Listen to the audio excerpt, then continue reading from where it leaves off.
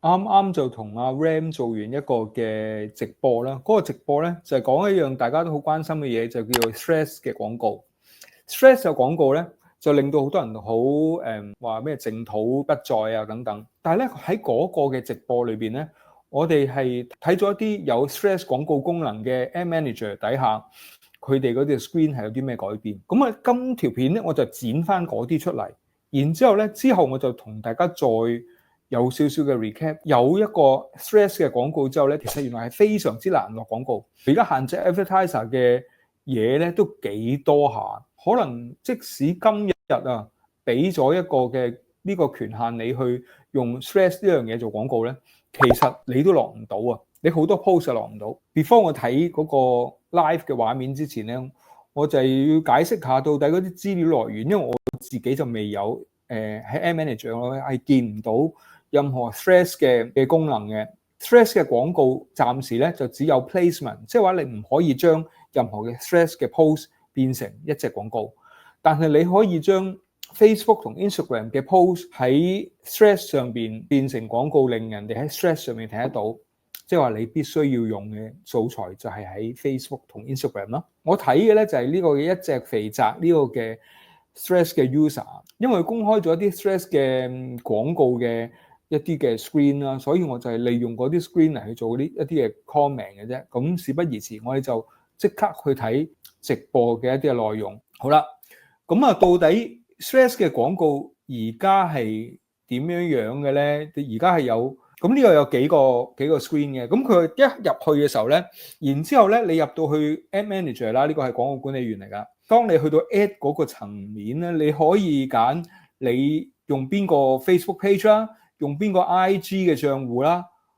然之後咧，你嗰個嘅 Threads 嘅賬戶咧，其實必須要跟翻個 IG， 即係你冇得話。雖然呢個分兩個 pull down menu， 但係咧佢話 IG 同埋 Threads 咧係連動，你冇得個別去揀嘅。即係你一揀兩個要轉咧，即係都要轉晒。即係譬如話阿 Ram 如果係Facebook 係揀 more digital 嘅，然之後 IG 係揀咗個人嘅賬戶嘅，咁你個 Threads 都要個人賬戶嗰個廣告。基本啲嘅嘢啦。第二個可能我講完之後唔知阿 Ram 會唔會有啲咩即係 comment 我呢度啦。Threads 至少要揀兩個版位，佢先至可以俾你去落 Threads， 即係佢唔可以俾你淨係落 Threads 呢一個版位嘅廣告，而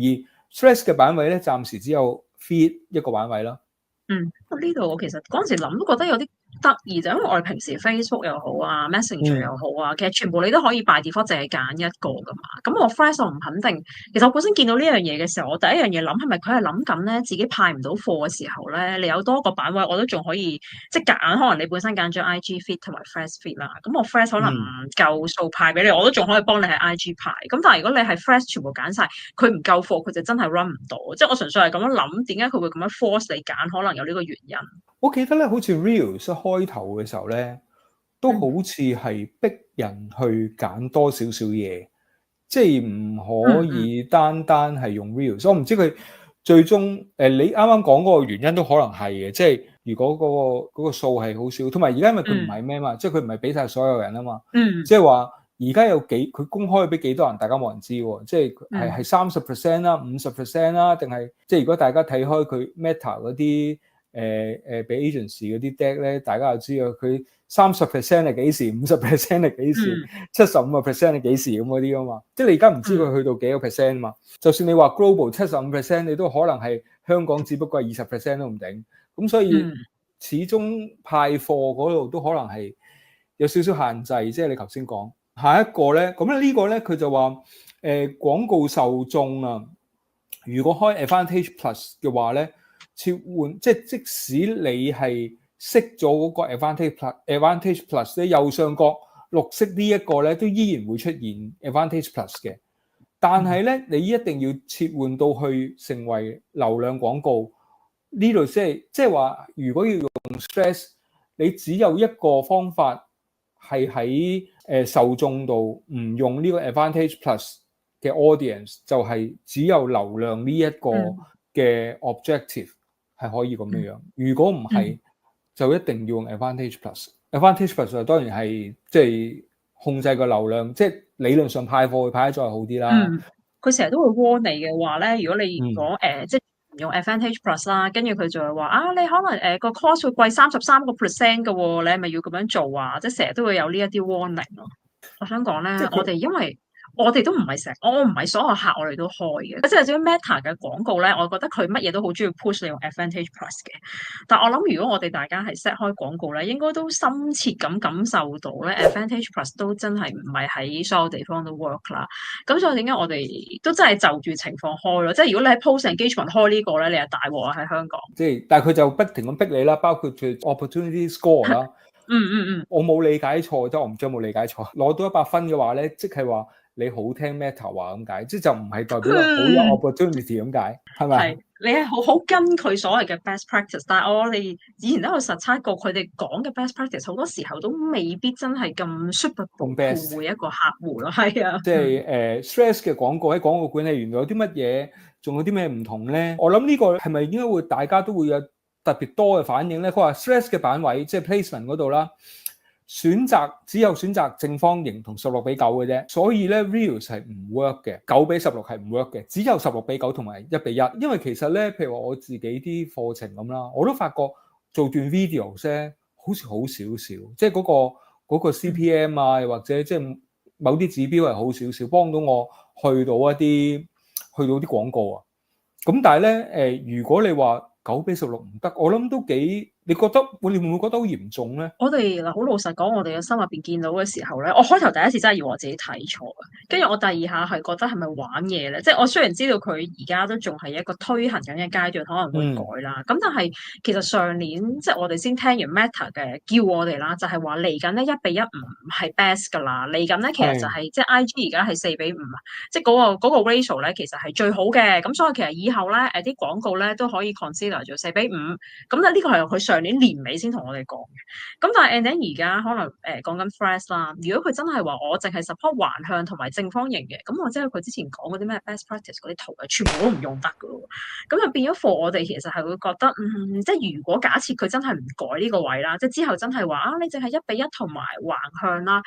咁其實可能好多人嘅一來 reels 唔落得啦，二來可能好多 materials 以前跟咗佢嗰啲 best practice 就要重新做啦。咁喺呢啲時候係真係會覺得其實係咪應該唔好聽佢哋講咩都做正方形算咧？即係好似做正方形，起碼我 Facebook 又得，IG 又得，Threads 又得，唔會話下下都要重新做過一個度。仲有IG 我哋啱啱轉晒嗰啲度係垂直嘅喎，嗰啲即係你就算話4:5、2:3:4咁嗰啲咧，你而家係冇一個垂直嘅度俾人啊嘛。即係如果你9:16係 work 嘅，咁我最多嗰啲咩4:5、3:4咧，係上下都多咗個空白啫。但係而家唔係喎，而家你係1:1同16:9喎，根本係完全唔啱到嘅。即係但係你 IG 嗰邊就轉咗喎。所以我係覺得好玩嘢咯。我第一下睇到嘅時候，點解會覺得哇？因為橫向圖講緊係 best practice 係已經我噏唔到係幾多年之前啦，即係可能係好多年前嘅 Meta 廣告係咁講嘅。咁但係其實近呢幾年都冇乜點樣再 mention 過橫島嘅圖噶嘛。咁但係就偏偏喺 Threads 度出現翻。去落廣告嘅時候咧，即係而家唔係單止係 take 一個 placement，係你要考慮嘅 aspect ratio，你自己幾圓底做嗰隻 post 到底係點？如果你嗰隻係 IG post 1:1都仲話，但係16:9的話咧，即係你喺 IG 扁嘅 post 其實好核突啊嘛。而1:1咧喺你個 profile 度又睇唔就左右手俾人斬嘅咯，都真係幾難搞嘅呢個係。好啦，呢一個咧幾得意嘅，咁佢咧就話主題咧就主題標籤唔可以太多。佢呢度寫嗱下低嗰個 screen cap 啦，佢就話。說明文字包括太多主題標籤，這則 Threads 的說明文字包括的主題標籤數量允許的一個上限。呢個咧其實一來我覺得呢一句咧係 AI 寫出嚟噶啦，完全咧唔係 AI 寫出嚟嘅，係 Google Translate 出嚟嘅啦，呢啲係完全我睇唔明嘅，即係完全好難好即係讀嘅時候都好棘啊。佢嘅意思即係你只可以有一個主題標籤啦，咁。同埋我諗佢又喺第二度有抄嗰啲嘢出嚟，就係字數唔可以超過500字啦，咁樣係咯，即係佢要 fit 翻個 stress 嘅情況，因為而家好多人中意噶嘛，即係就算做廣告咧，都落幾個 hashtag 咁啊嘛。係啊，即係個 topic tag 淨係俾揀一個，可能同我哋本身出 Threads 都係嘅，就淨係俾揀落一個 topic tag。不過係500字嗰個位咧，就我覺得真係 depends on 行業，因為其實500字其實望埋去，大家都會覺得都幾多啊。即係可能平時係，你落 app，大家都會覺得大家睇唔到咁多字啦。咁但係其實我哋自己有啲客就係做啲 banking 啊、finance 嗰啲咧，佢哋有好多 T&C 嘅，即係佢係一定要跟住佢個 app material 就出埋 T&C，係唔可以收埋。咁講真，可能淨係啲 T&C 都過500字。咁就變咗，其實 for 佢哋，即係如果呢個 rules 係繼續 exist 啦，咁其實有機會佢哋係唔係好落到 Threads 嘅廣告，或者佢哋真係要同佢哋啲 compliance 即係執好晒啲 copy，make sure 佢 in 500字，但係又 cover 到佢哋要講嘅嘢咯。其實咧，我唔知道，即係如果係啲 banking and finance 嘅客啦，咁佢哋即係頭先你講嗰啲 T&C 啦，即係你唔可以唔要噶嘛。嗰類嘢，佢哋會唔會接受係撳條 link 去第二度睇 T&C 嘅咧？撳條 link 啊，佢哋好多時咧係撳條 link 咧係可以再 read more 或者再多啲 promotion 嘅 materials 啦。咁但係基本上好多嗰啲 T&C 咧，即係可能包括佢講緊佢 claim 緊個 offer 係啲乜嘢啦，嗰啲係一定要跟住個 copy 一齊出咯。講 banking and finance 啊，或者唔知買樓嗰啲啊，或者係，但係如果係即係真係好多附帶條款相關嘅，就呢度一定係棘死咗喺度。我係諗緊以前有啲人係講話即係可能嗰啲 ad 嘅 copy 好中意 storytelling 啊，即係可能我點樣 lead in，其實都玩唔到啊，得500字，其實你真係好限制，你可以寫啲咩？其實係咁講嘅，即係 hashtag 嗰個反而係小問題啦，即係你最多係斬咗2個 hashtag 啫。對你嗰個 message 理論上就唔係好有幫助，同埋其實我自己就好唔建議真係喺廣告度落一個 hashtag， 我都唔建議落嘅。其實就一來 hashtag 本身係 aggregate 你嘅即係同一個 topic 嘅嘢嘛，即係譬如話如果我個 hashtag 係英超咁就，於是乎我一撳落去就睇到好多 post 係講唔同球隊嘅英超嘅賽事啊咁樣。咁但係嗰個係用 aggregate 嚟攞流量，但係其實廣告你已經唔需要用呢個攞流量啦。同埋啲人如果咁手痕撳咗落去個 hashtag 度而唔睇你其他嘢咧，其實係 defeat 咗你嘅廣告嘅 purpose 嘅。所以我覺得你冇甚至唔俾人落標籤，我覺得都仲 OK，即係可能仲好。同埋因為而家好多時咧，啲人咧落用 hashtag 咧，純粹係想作一句好玩嘢嘅，然之後用 hashtag 整藍色呢樣嘢咧嚟突顯你自己個 creativity，我就諗到一樣咁玩嘢嘅嘢啦咁樣。咁啊，所以我覺得呢個反而係字數問題咧，hashtag 又唔係大問題，跟住嗰個可能都幾有影響。我哋最後一個 screener，呢個最可能幾大影響。Threads 目前不支援單一影片格式，呢個係咪好麻煩咧？即係話咧，你嗰條 reels 咧，你即使肯剪咗做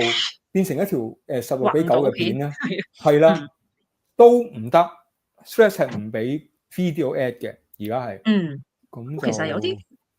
懷疑，其實冇理由嘅，佢又冇理由計唔到影片嘅 views，因為我係覺得佢唔限呢一刻限制咗唔俾落影片 ad 係有啲奇怪，因為我覺得之後你都冇理由唔俾落，我純粹係諗緊會唔會其實係佢哋起嗰隻 app 嘅時候，嗰陣時有講過話係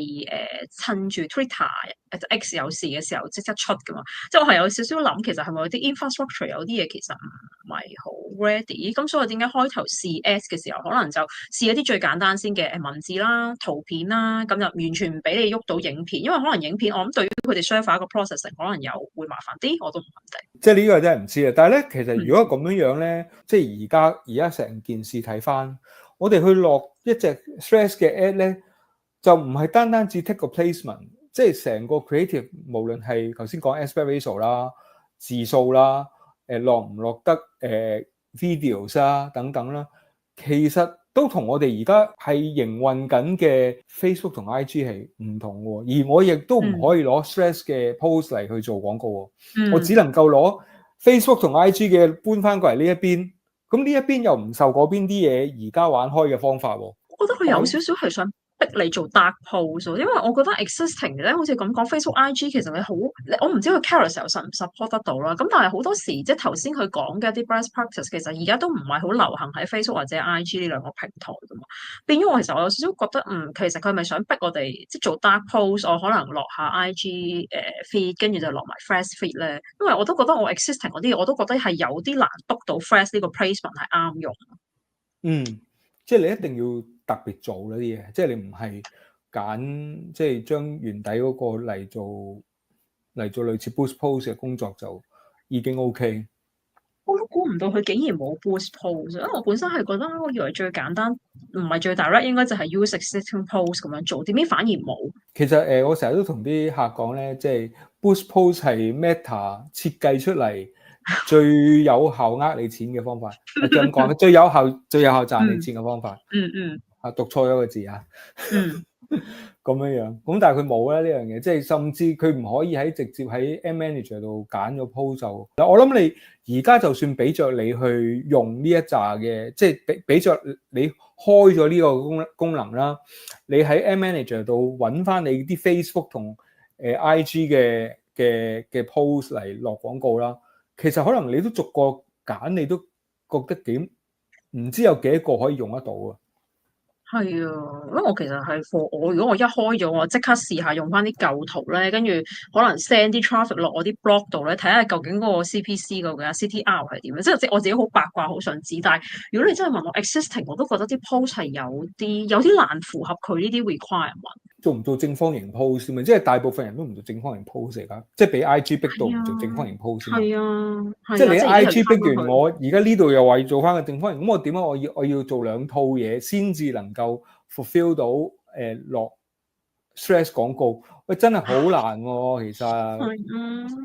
同埋我係真係好估唔到 Threads 竟然冇 forwards 嘅廣告，因為佢之前上年講演算法嗰個改變嘅時候，佢係有 announce 過話嚟緊Threads 嘅 forward base 都會係重要嘅咁樣噶嘛。咁佢嗰陣時一咁樣講，我就已經諗，個 Threads 嘅廣告將來一定係會谷我哋買 forwards 啦，又係啲賺錢好方法啦。咁但係竟然 existing post 又冇 forwards 又冇，只可以落單 post。雖然可能只係開始啦，但係我係覺得嗰個開頭係同我哋想象中有啲唔同嘅。開頭呢段時間咧，即係advertiser 要做到 stress 嘅廣告，原來都係非常艱辛啊！即係要咁樣睇法，即係俾咗你呢個功能咧，其實都唔係咁容易去做得到。睇完我直播嗰個精華啦，我估而家有個情況就係，大家即使有呢個功能咧，現時大家擺咗喺 Facebook 同 Instagram 嘅素材咧，其實都做唔到 stress 嘅廣告。其中兩個最麻煩嘅係咩咧？第一樣嘢就係 video 先唔得啦。大家做咁多 reels，而且大家明知道只有 video 先 drive 到 traffic，所以你喺 Facebook 同埋喺 Instagram 而家係做好多 videos 嘅。咁 video 呢樣嘢做唔到廣告，就已經令到我絕大部分嘅 post 咧，我都係出唔到喺 Threads 上面做廣告。另一樣嘢都幾麻煩嘅，就係佢嗰個 aspect ratio，佢咧就係要16:9或者1:1。16:9即係打橫啦，而家大部分嘅 videos 係 reels 嚟噶嘛，係9:16，唔係16:9。而9:16咧係一個喺 Threads 做廣告唔 allow 嘅 aspect ratio，咁已經係令到